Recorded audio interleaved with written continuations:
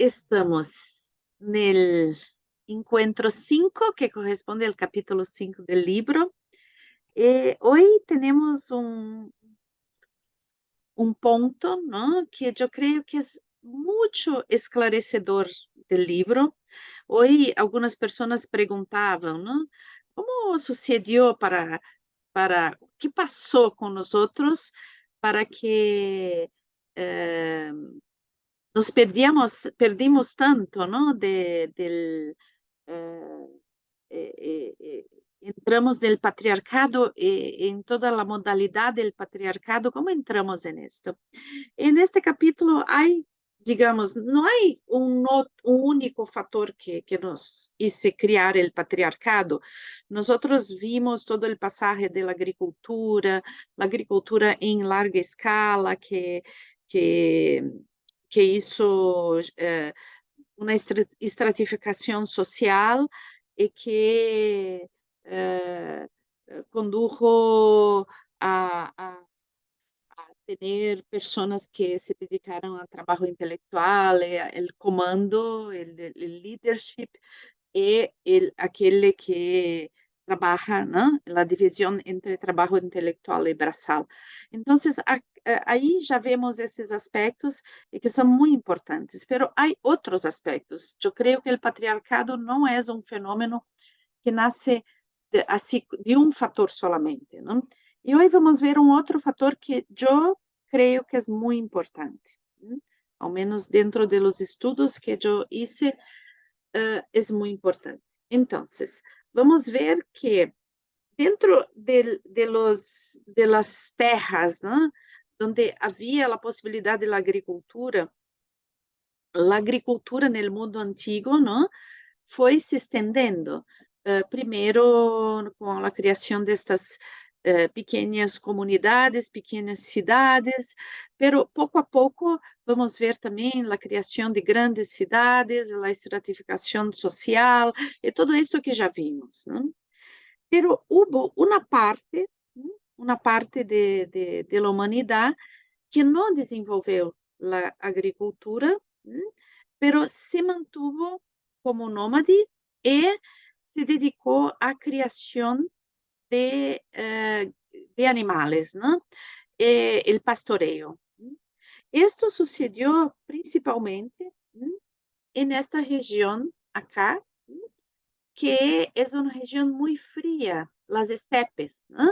Entonces, una región que eh, hice com que la forma de vida, ¿no? De vivir, de plantar, de se relacionar com a terra, fosse outra que não aquela de plantar e colher e criar pequenos animais, não? Então, em estas culturas, se continuou a não cultivar a terra, pero sí desfrutar de las plantas que haviam aí e com eh, rebanhos, ¿no? Con rebaños de animales que servían para la alimentación, ¿no? Entonces, la creación de animales que iban de un pastaje a otro, ¿no? Con el pastoreo. Y entonces, esta región se especializó en esto. Y es una cultura diferente de la cultura agrícola. ¿No? Era una cultura que tenía así, era una organización en tribus, ¿no? Donde la presencia de la fuerza física y, eh, y de la guerra, de la lucha, era muy, muy fuerte, ¿no? ¿Por qué? Porque concomitante con el, los, el criar los animales y transportarlos por los campos, ¿no? Había también la concurrencia, ¿no? Entre comillas, de otros animales, ¿no? Cazadores que amenazaban los rebaños. Pero por el estilo de esta cultura, de estas culturas, ¿no? También había una amenaza de grupos sobre grupos. Entonces era común un grupo amenazar otro grupo y tomar el rebaño del otro grupo. Entonces, era uma cultura mais bélica e que foi desenvolvendo uma série de armamentos, foi domesticando os animais de uma forma a que cumprissem não esse serviço como na agricultura, um serviço de uma domesticação que servia eh, a la eh, eh, una domesticación que servía a la casa, a la producción de alimentos, pero sí una domesticación que tornaba toda la lida del servicio del campo como algo más eficaz, como era el caso de la domesticación del caballo, que no cumplía una cosa de alimentación, pero sí de más potencia, más contención del rebaño, las modificaciones mismo de las relaciones con este primer animal que fue domesticado, que era el perro, ¿no? Pero la colocación de estos espejos para trabajo, todo esto tenía una modalidad diferente, ¿no? E se disse que as relações de gênero em estas tribos já tinham uma característica muito mais marcante de valorização do masculino, de la fuerza, de la violencia, ¿no? Entonces, marcadamente el masculino sendo relacionado con conductas más violentas de competición, de opresión, de violencia en sí, ¿no? El rol de las mujeres en estas tribus mucho relacionado a la reproducción. ¿No? Entonces, se veía como muy importante, por ejemplo, que las hembras de las manadas pudiesen estar ser buenas, tener fertilidad, serem buenas reprodutoras.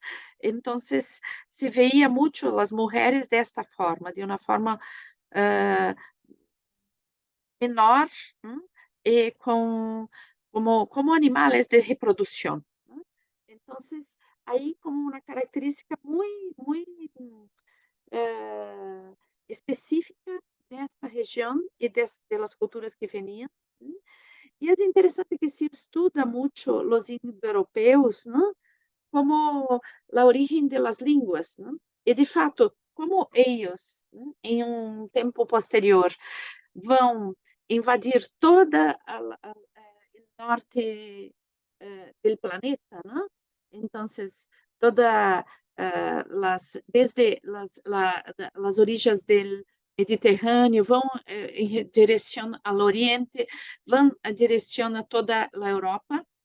Então, todas as invasões que eles fazem, que vamos ver agora, então, isto leva a língua, então, hace uma transformação de las línguas também.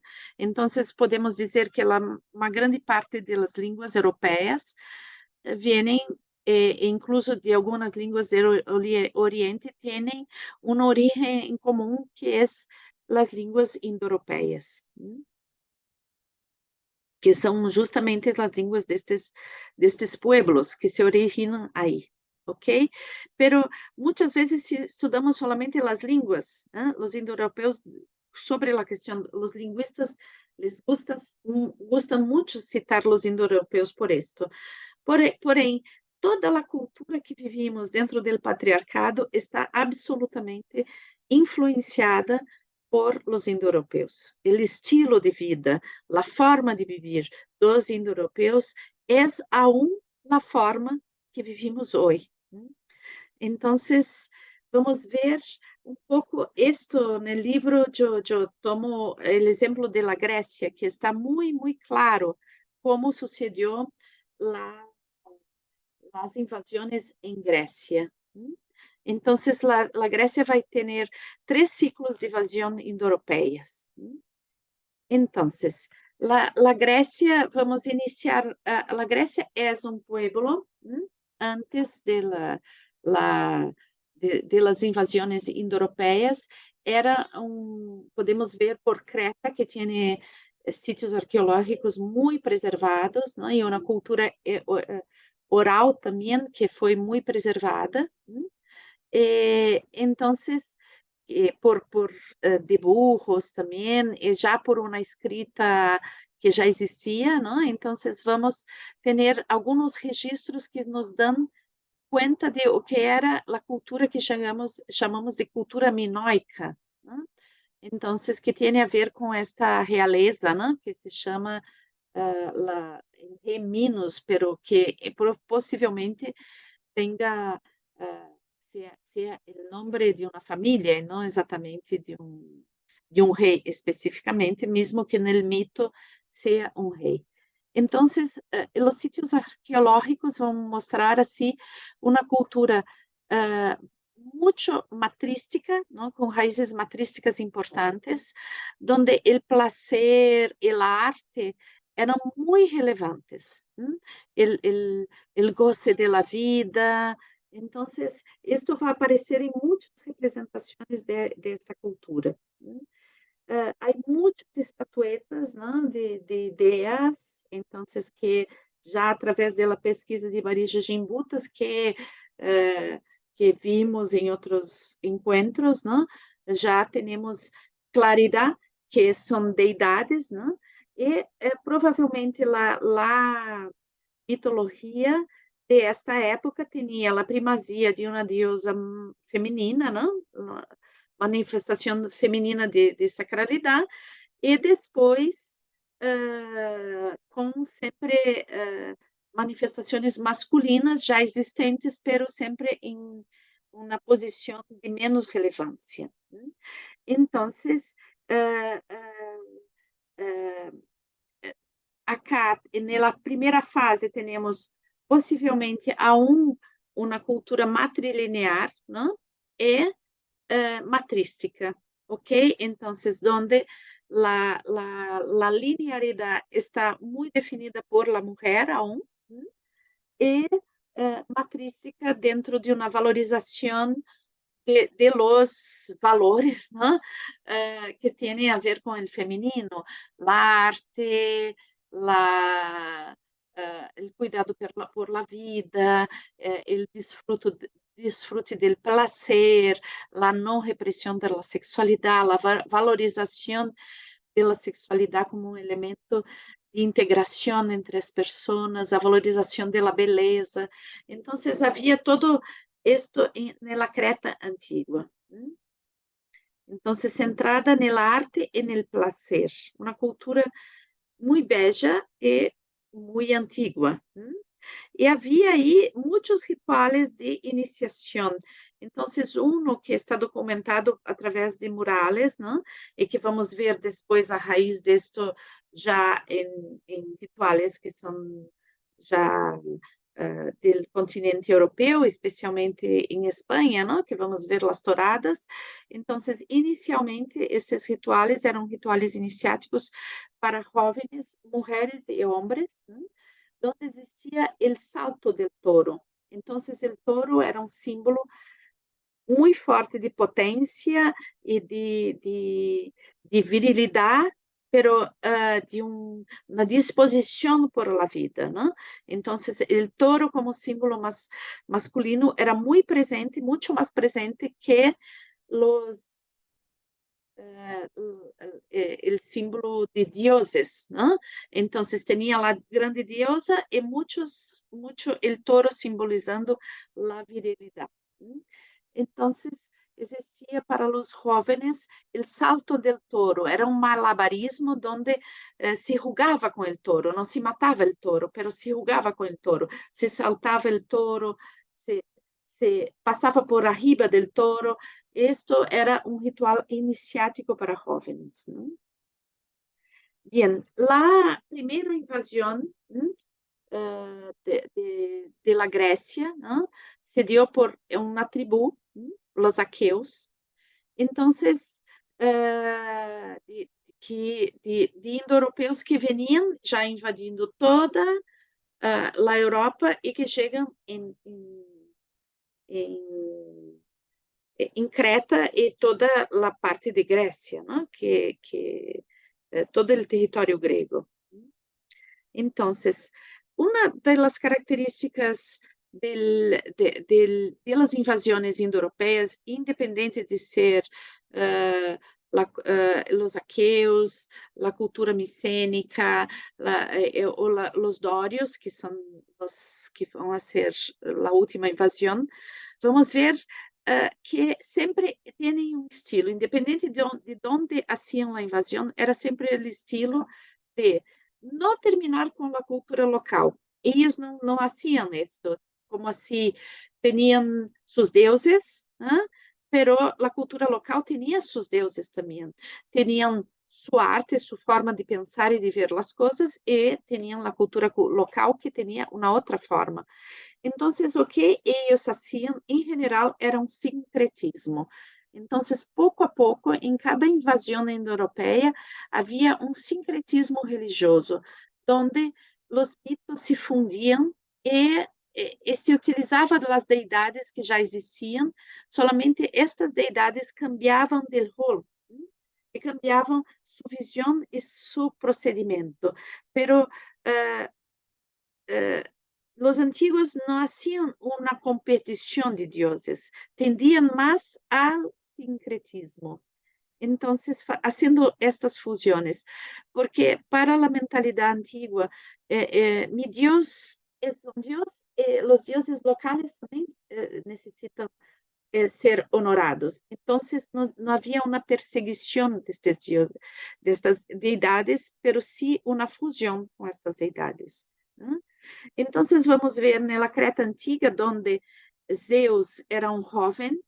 Aqui temos uma ilustração, um jovem que estava sempre com a sua madre e que tinha um rol quase como um hijo amante, não? E vamos ver a representação aquea de Zeus já como um Deus superpoderoso, Deus de la luz, de los rayos, el jefe del Olimpo, ¿no? Entonces, com as invasões indo-europeias, Zeus vai fazer uma transformação e os deuses masculinos vão tendo o rol principal dentro da mitologia e as diosas femininas vão perdendo su poder, ok? Bem, outra característica muito importante desta cultura que vai invadindo e vai tomando conta de Grécia, né? Era o que se chama amártia, que é uma maldição que se dá não somente por la luta entre dos personas ou dos pueblos, pero sí una tradición donde las próximas generaciones tienen que odiar tanto quanto las generaciones que vivieron el conflicto. Entonces, se tornan conflictos generacionales, ¿no? De lutas que jamás se finalizam. Então, uma luta vai gerando outra luta e sempre tem como final uma vingança. Então, é uma cultura de luta, de desacordo e de vingança.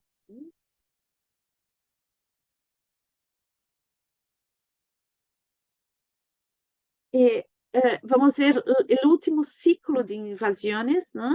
Como a criação, a invasão da região de Esparta e a criação da cidade, estado de Esparta, né?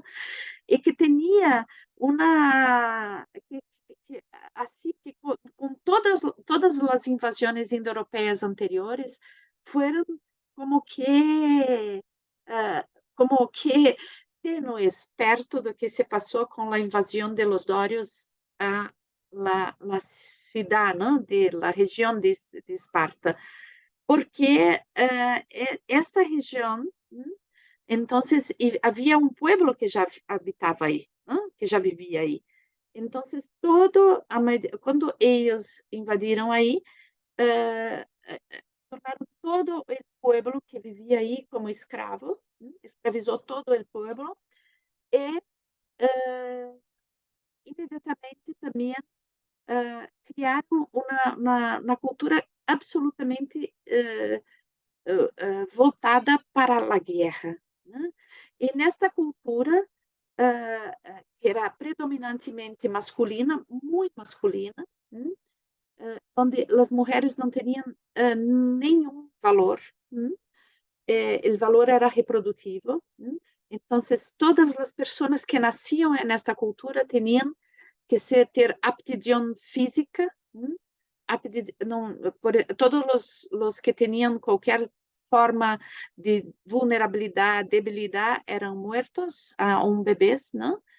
O valor principal para as mulheres era a reprodução, sendo que havia uma divisão muito clara entre homens e mulheres dentro desta cultura, não?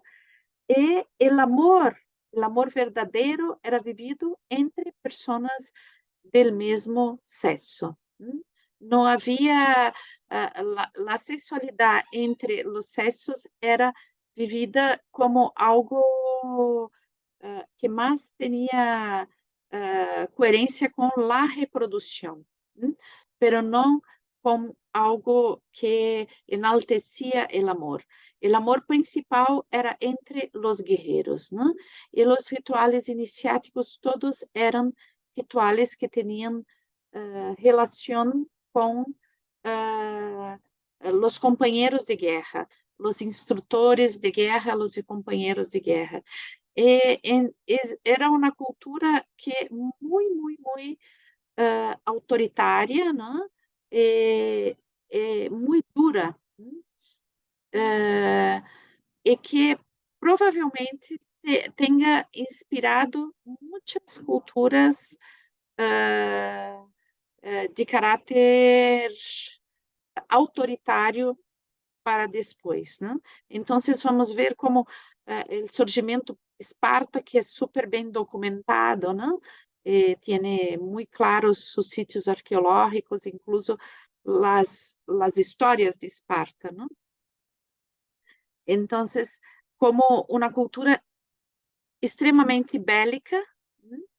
e que uh, e que depois, na continuação do mundo patriarcal, vamos ver que existe essa tendência a cada tempo na história da humanidade de culturas assim muito militarizadas, né? Onde o sentido principal é a guerra, centradas na guerra, e onde os valores femininos e a própria mulher e os escravos e todas as pessoas que não participam da elite são vistas como subhumanos. Então, Esparta como um dos primeiros exemplos disso. Se vemos todos os outros invasores indo-europeus que vieram antes de los dórios, todos aún tinham um pouco mais de sensibilidades. Estes últimos invasores, que foi o último ciclo de invasão, foi absolutamente brutal. Então, o que coloquei para vocês, né? Então, tinha relações de gênero muito específicas, Esparta, né? Eram praticantes de eugenia, ¿no? Então, solamente aqueles que eram considerados perfeitos tinham o direito de sobreviver. Então, pero a antiguidade, ¿no? O patriarcado não teve somente esta relação com as figuras bélicas, né? Então, esta versão de Esparta é uma versão muito extrema, pero o mundo grego, se vamos ver como Atenas, como outras regiões de Grécia, vamos ver que não existia, né? El mismo, essa mesma autoritarismo e rigidez, né? Tanto que vamos ver no próximo capítulo, né? Toda o surgimento da democracia grega e tudo. Hoje falamos um pouco desta transição da mitologia, né? Com essas invasões indo-europeias. E vamos ver, então, que uma transformação não somente de los dioses de la mitologia, pero também de las diosas. Então, vamos ver aos poucos, né, o surgimento de algumas diosas, né, que tinham características ligadas ao masculino. E uma de suas características era, muitas vezes, ou serem vírgenes, né? Eternamente vírgenes e odiar os homens, né? Ou algumas vezes não ter madre, né? Então, que era como que estas diosas, né? Andavam como que fora de um esquema de submissão e domesticação do feminino, né? Pero andavam fora como? Né? Dentro de, não assumindo a força e a beleza do feminino, pero sim entrando em um padrão masculinizante. Né? Então, o mundo antigo, já civilizado, é um mundo que pouco a pouco a mulher, né, vai sofrendo um processo de submissão e domesticação. Então, não são somente os animais que se domesticam, né? Então, quando Clarissa Pincola Estes escreve Mulheres que correm com os lobos, vai falar justamente disto, né? Que são também os humanos que são domesticados, né? Nós outros domesticamos a nós outros mesmos. Em caso das mulheres, isto se deu com uma forma de silenciamento e de submissão muito específica, né? É certo que isto se dá muito claramente para as mulheres, né? E para uma série de outros atores sociais que não estão dentro de aquele estándar de poder, né? De las pessoas que estão são as pessoas que detêm o poder, que em geral são a população masculina. E no caso de Grécia, não sempre a população heterossexual, já que em Grécia a homossexualidade era um valor bastante, a homossexualidade masculina era um valor bastante difundido, né? Mesmo que não seja exatamente em Esparta, pero também em toda a Grécia, o amor entre homens é ele considerado o amor mais digno, mais bonito, mais nobre. E vamos ver que dentro de los valores del feminino, que vão pouco a pouco, a mulher vai perdendo sua potência e seu valor social, pouco a pouco. Então, a mulher se queda em um lugar onde tem poucas formas de influir socialmente, influir nas decisões que muitas vezes têm a ver com sua própria vida, E uma das sombras que vão se criando aí dentro do feminino são características como uma sedução, que aqui vamos ver como uma sedução negativa, né? E manipulação, né? Que é como que a única possibilidade que muitas vezes as mulheres tinham de exercer algum poder. E vamos ver então que dentro eh, desta modalidade, né, de identificação com valores masculinos como forma de sobrevivência, né, e de manifestação de algumas deidades, vamos encontrar uma série de características que hoje, né, vamos encontrar também em muitas manifestações do feminino hoje, né, que vamos chamar de las hijas del padre. Ou seja, as hijas del padre são as mulheres, né, eh, que para resgatar o poder, né, e não entrar em uma via de submissão ou de sedução ou de manipulação, entram em uma identificação com os valores patriarcais, entram em uma negação de los valores del feminino. Então, é importante quando falamos del resgate del feminino, ¿no? É superar todas essas características, porque para uma mulher encontrar seu valor como mulher, não necessita de subterfúgios no senso de que a única forma de aceder ao poder seja manipulando, ou que a única forma de aceder ao poder seja se identificando com valores masculinos.